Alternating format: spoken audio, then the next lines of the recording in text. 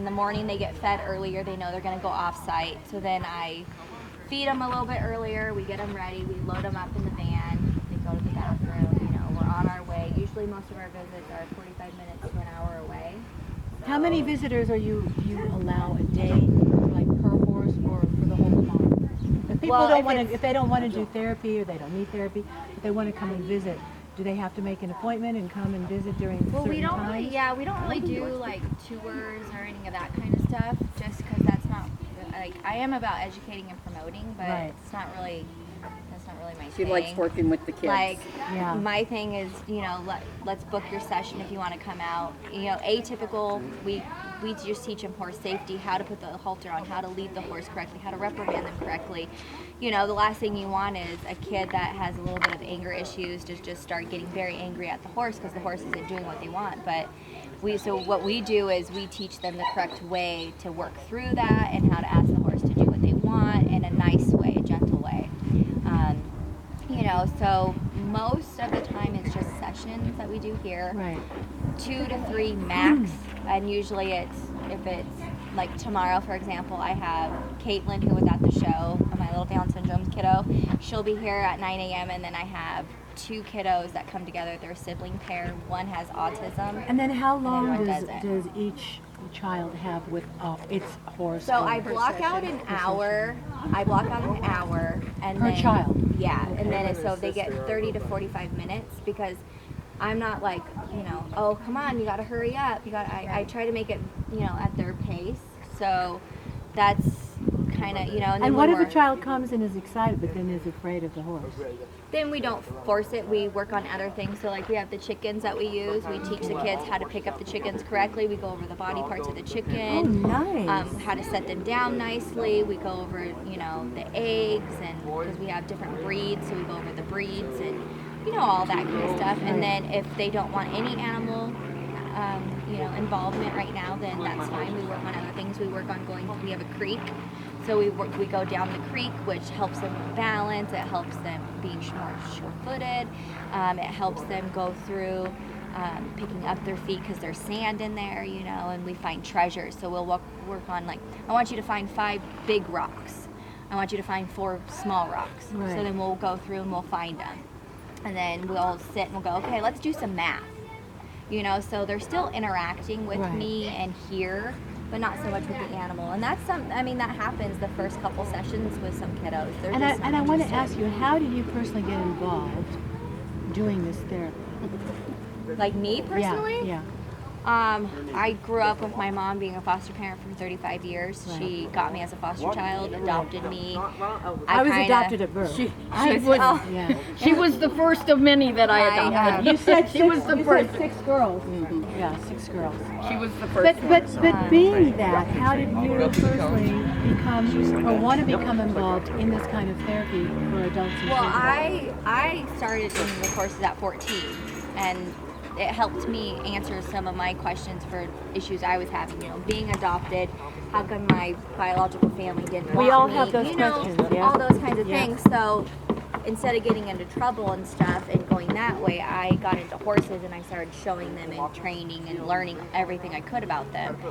And then that turned into helping myself heal and just get over things and stuff. So I knew for me what it did. Mm-hmm. So as time went on, I became a teen mom. I had my son when I was 17, you know, and then life, you know, you have to work and everything, and that kind of got put on the back burner. But I have sisters with disabilities. But you always came back with this. I always had horses in my life, and I always encouraged my sisters with disabilities to do it. You know, let me show you how to do it, and then you could do it. It might be a little bit different, but you can do it. Yeah. And then my husband and I, we've been together for 17 years this year.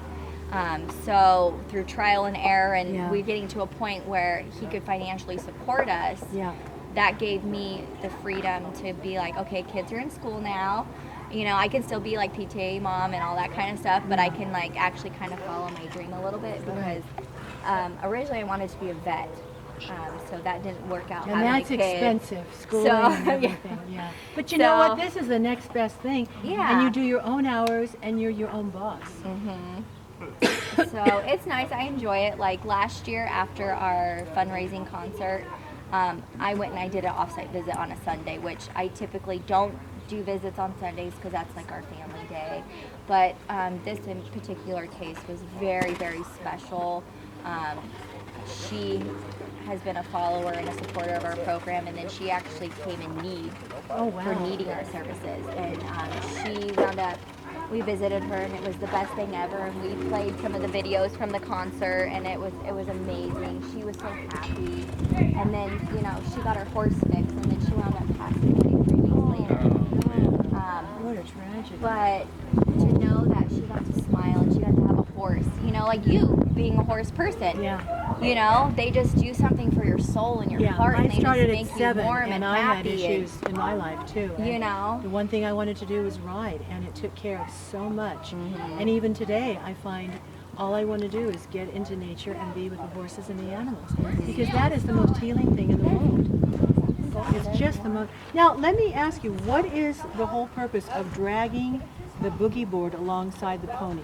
so there's a couple things. Number one, desensitizing both horse and handler, because some of our kiddos are sensory disorder type kiddos. Okay. So like the vibration on the floor just when you walk. That's why a lot of kids you'll see will do this type thing, because they're just like, oh gosh, it's killing me. Right. So they don't like the way that the flooring is. So what we do is we throw in multitasking, because they have to hold, and they have to walk. So we're desensitizing, we're multitasking, and we're teaching them, hey, I can follow directions and I can execute a task.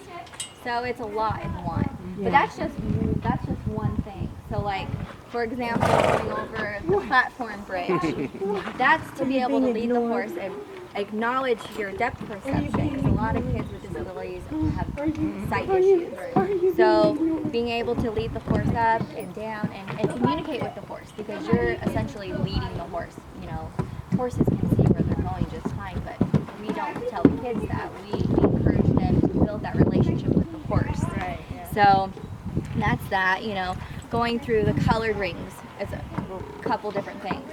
What is that? Work on What does patterns. that do? So I'll Do say, they recognize color? some do, some don't. do, some So that, you know, every kiddo, adult that we work with is different. There's no, I don't have a program that I could hand over and give you and say, okay, here's what we do, here's how we do it, here's the kiddos, because there's no person is alike. Yeah, and no horse You is know, alive. No, and no so- living entity. No. He bit her all up